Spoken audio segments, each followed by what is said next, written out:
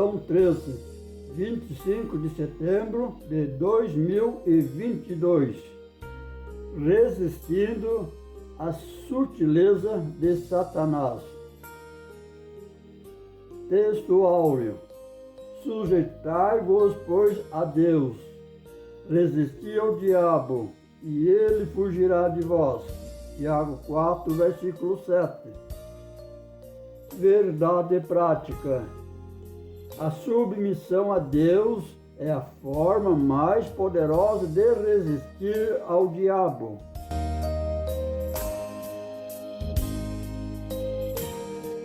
Leitura bíblica em classe. Tiago, capítulo 4, versículos 4 ao 10. Adúlteros e adúlteras, não sabeis vós que a amizade do mundo é inimizade contra Deus? Portanto, qualquer que quiser ser amigo do mundo, constitui-se inimigo de Deus. Ou cuidai vós, que em vão diz a Escritura, o Espírito que em nós habita tem ciúmes. Antes, dai maior graça. Portanto, diz, Deus resiste aos soberbos, dá, porém, graça aos humildes. Sujeitai-vos, pois, a Deus. Resisti ao diabo, e ele fugirá de vós. Chegai-vos a Deus, e ele se chegará a vós. Limpai as mãos pecadoras, e vós de duplo ânimo, purificai o coração. Senti as vossas misérias e lamentai, e chorai. Converta-se o vosso riso em pranto, e o vosso gozo em tristeza. Humilhai-vos perante o Senhor, e Ele vos exaltará.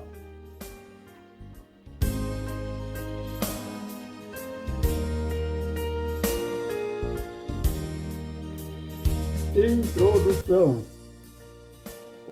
Observamos em lições anteriores como a igreja genuinamente evangélica está sob ataques do inimigo. Por meio de várias sutilezas, o diabo tem procurado de todas as formas desviar a igreja do seu propósito e missão para a qual foi formada. Infelizmente, o que se observa em muitos círculos ditos cristãos é um evangelho diluído, em que há pouca ou quase nada da essência cristã. Em vez disso, há muita mistura.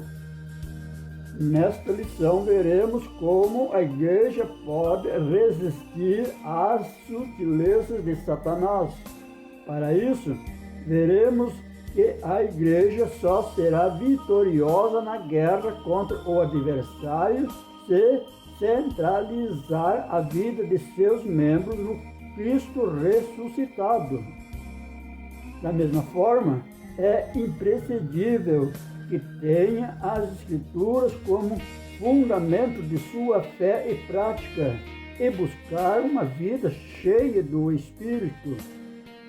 Por último, é mostrado que nenhum cristão sairá vitorioso nessa guerra se não possuir forte compromisso com a igreja local. A Deus toda a glória. Comentário, primeira parte. Comprometimento com uma vida centrada em Cristo. Primeiro ponto. Cristo, o Salvador. Escrevendo à igreja de Corinto, o apóstolo Paulo disse: porque nada me propus saber entre vós, senão a Jesus Cristo. 1 Coríntios 2, versículo 2. Cristo era o centro da mensagem de Paulo. Da mesma forma, Pedro disse: e em nenhum outro há salvação. Atos 4, versículo 12. Isso também era o centro da mensagem do apóstolo Pedro. Cristo era o centro da mensagem apostólica e de todos os cristãos. E descendo Filipe, a cidade de Samaria, lhes pregava a Cristo. Atos capítulo 8, versículo 5. As Escrituras são bem claras. Não há outro Salvador fora de Jesus Cristo. Não há exceções. Quando um cristão ou igreja esfria ou se afasta da fé, Cristo é logo tirado do centro. Outras formas de culto, filosofias e ideologias passam a ganhar espaço quando Cristo deixa de ser o centro da vida. Ponto 2. Cristo, o Senhor. E por um lado, a igreja não deve esquecer-se de proclamar Cristo como o único Salvador. Por outro, jamais deve esquecer-se de que Ele é o único Senhor. Atos 2 e versículo 36. Quem recebe a Cristo como Salvador deve andar na fé tendo Ele como Senhor. Ser discípulo de Cristo é tê-lo como Senhor. Como, pois, recebeste do Senhor Jesus Cristo, assim também andai nele. Colossenses 2, versículo 6. Receber Cristo como Salvador, mas não andar nele, isto é, de acordo com o seu ensino, é negar seu senhorio. A falta de reconhecer o senhorio de Cristo é a causa do fracasso na fé de muitos cristãos. A sutileza do diabo está no fato de dizer que você pode viver uma coisa sem a outra. Em outras palavras, você pode ser salvo independentemente da forma ou maneira com que vive. Comentário, parte 2. Primeiro ponto. Bíblia, a revelação de Deus. Vezes por outra, vemos falsos mestres questionando a autoridade das Escrituras e a sua atualidade. No entendimento deles, a Bíblia contém a palavra de Deus. Contudo, encontra-se ultrapassada, deixando de falar a linguagem da cultura contemporânea. Assim, há uma tentativa consciente e sistematizada de minar a autoridade das Escrituras. Na verdade, esse ataque é contra as Escrituras como revelação de Deus para o homem. Deixando de ser a revelação de Deus, a Bíblia torna-se um livro meramente humano, sujeito às falhas e, portanto, possível de correção. Convém dizer que a Bíblia é a palavra de Deus. Mateus 4, versículo 4. A revelação de Deus ao homem e, como tal, está sempre atualizada. Não é a Bíblia que tem que se ajustar a nós, mas nós nos moldarmos pelas Escrituras. Salmo 119, versículo 115. Segundo ponto. Bíblia, regra de fé e conduta. Quando a Bíblia deixa de ser a revelação de Deus para nós, então ela também deixa de ser a nossa regra de conduta e fé. Uma igreja genuinamente evangélica precisa se conscientizar de que as Escrituras são a fonte dos valores éticos, morais e espirituais que devem nortear a vida do cristão. Hebreus 4, versículo 12. Se não fosse a mediação das Escrituras, o cristão se encontraria desnorteado na sua caminhada. Como saberíamos, por exemplo, dos malefícios da idolatria se as Sagradas Escrituras não nos orientassem sobre eles? 1 Coríntios 10, versículos 19 a 21. Da mesma forma, como saberíamos que o adultério, o divórcio, a ideologia de gênero, etc., são práticas danosas que corroem e destroem o modelo de família idealizados por Deus, versos 6, 20 a 35. Somente por intermédio da Bíblia temos orientações seguras e precisas sobre isso. Comentário, parte 3. Comprometidos com uma vida cheia do Espírito.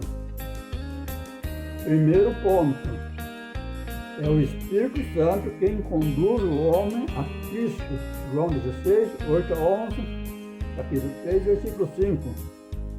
O Espírito nos trouxe a Cristo. Contudo, precisa ser dito que o viver em Cristo e na prática dos princípios bíblicos é impossível sem a ajuda do Espírito Santo. O apóstolo Paulo deixou essa lição bem clara quando escreveu os capítulos 6, 7 e 8 da sua carta aos Romanos.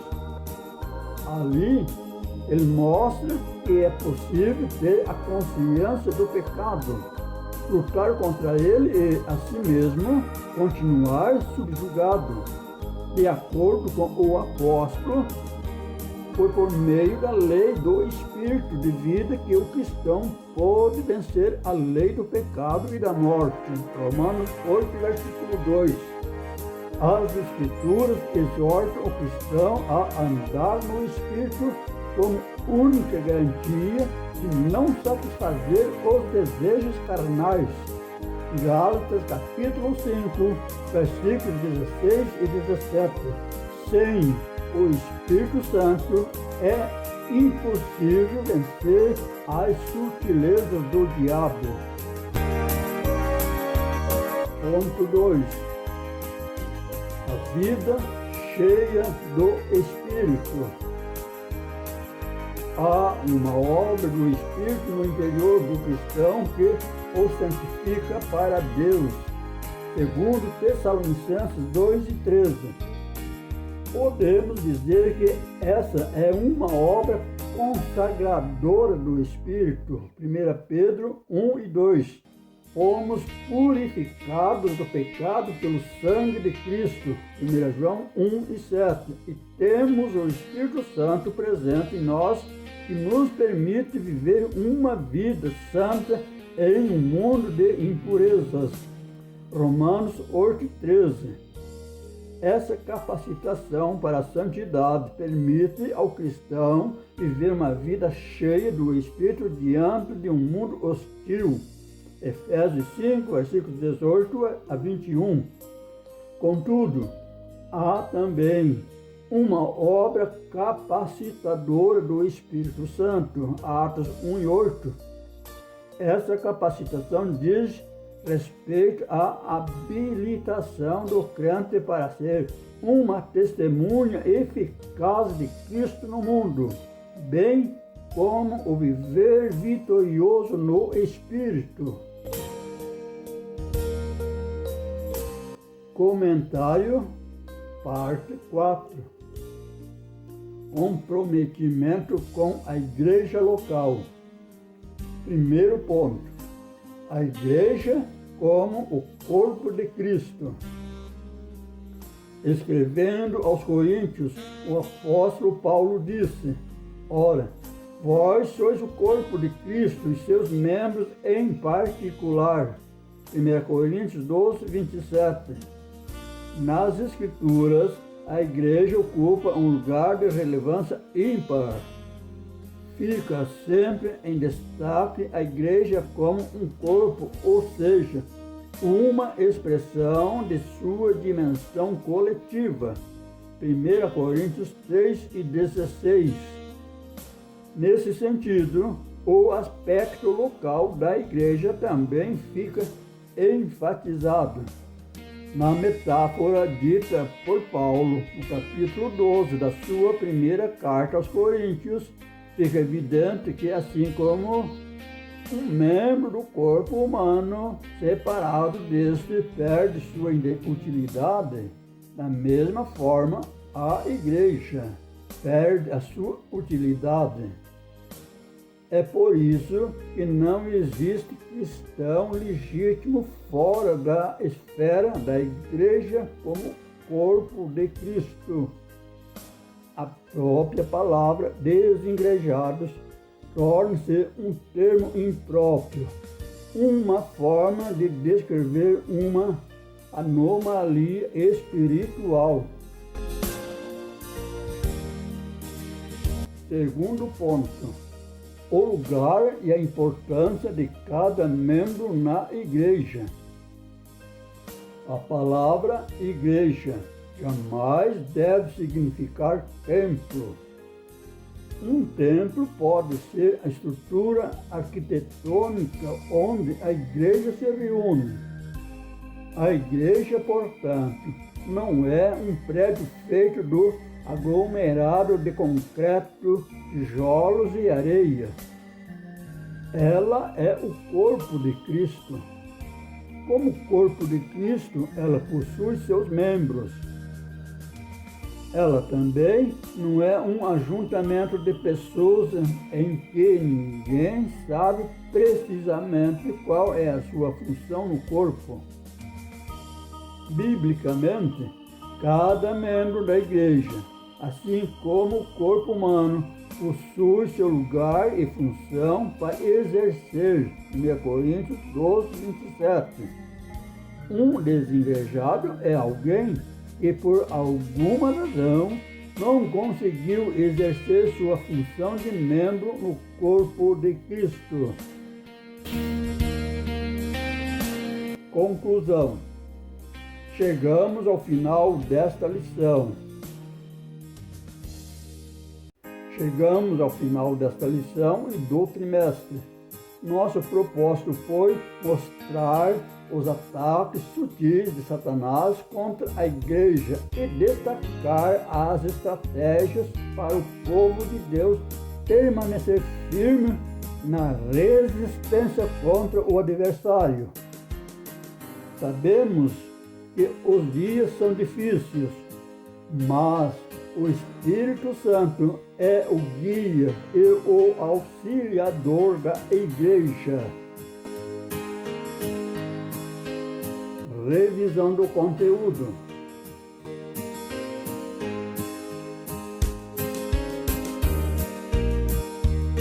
Primeiro, cite textos bíblicos que fundamentam a centralidade de Cristo na mensagem apostólica.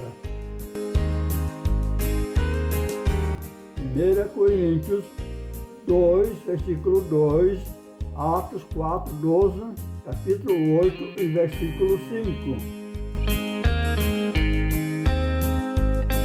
2. Se por um lado a igreja não deve esquecer-se de proclamar Cristo como o único Salvador, qual o outro lado que a igreja mais deve esquecer? Jamais deve esquecer-se de que Ele é o único Senhor. Atos 2:36. Pergunta 3. Se a Bíblia deixar de ser a palavra de Deus, como defendem alguns, no que ela se torna? A Bíblia torna-se um livro meramente humano, sujeito às falhas e, portanto, passível de correção. Pergunta número 4. Quem conduz o homem a Cristo? É o Espírito Santo que conduz o homem a Cristo. João 16, versículos 8 a 11, e capítulo 3, e versículo 5.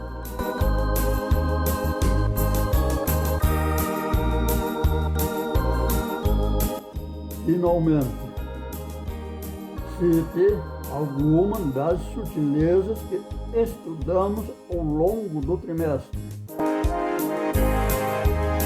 Sutilezas da imoralidade sexual, sutileza da relativação da Bíblia, sutileza das mídias sociais,